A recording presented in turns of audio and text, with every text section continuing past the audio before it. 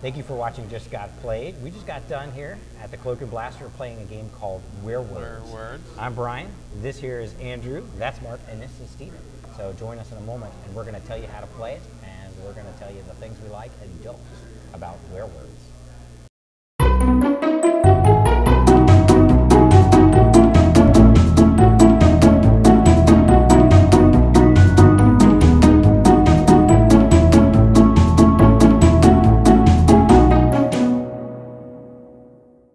Werewords is sort of a mix between 20 questions and the traditional werewolf. So you have your different roles. One player is going to be the mayor. The mayor is also going to have a different identity. So they could be a werewolf, a villager, or the seer.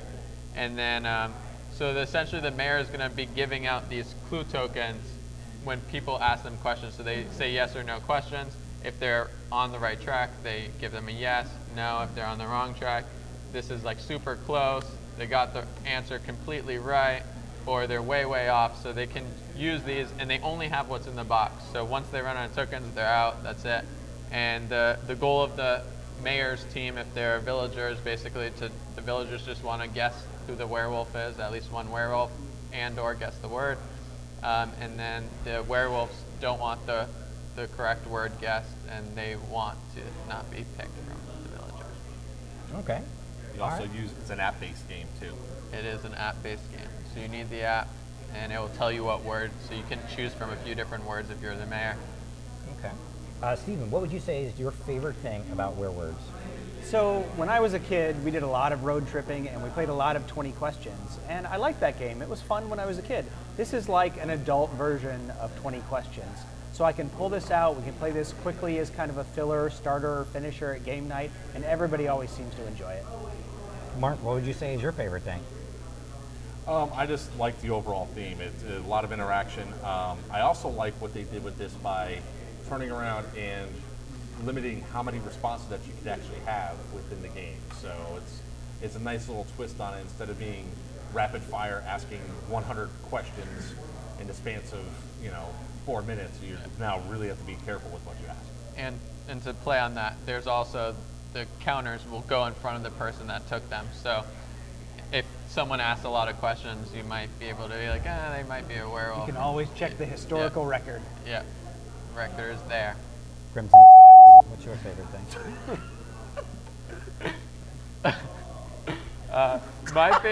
My favorite thing is that as someone that plays a lot of games with my family and people who don't play as many more strategic games, this is a game that I would be able to get to the table a lot more because it plays in a very quick time frame. Okay. What about things that you don't like, or what's the one thing that you don't like about Werewords?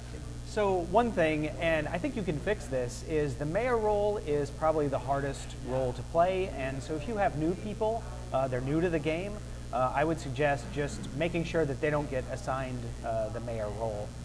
It can be difficult to understand how to answer the questions strategically to play the game rather than just trying to answer them technically correct, but maybe not helping your team in that way. Mark? One thing that you don't like about Werewords? What I don't like about Werewords is that the mayor can be the werewolf. It can really cause people to throw off what they're doing with the game, like the questions and all that. While it could, I guess, give a dynamic for some other games, I personally don't like the fact that the person that's supposed to be giving us answers could be lying through their teeth. Even though we won with the mayor being the werewolf and I was in fact the werewolf. You're always the werewolf. Speaking of werewolf-ish kind of characters, Andrew? I was not a werewolf. I get Messiah and werewolf. It's all over the place here.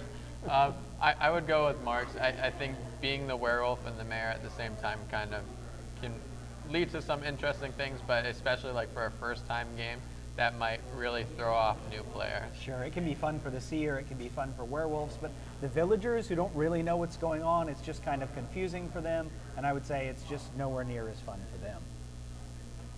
All right, well, thank you for watching Just Got Played. We just got done playing Werewords, so make sure you check out your favorite local gaming store or Amazon for your copy.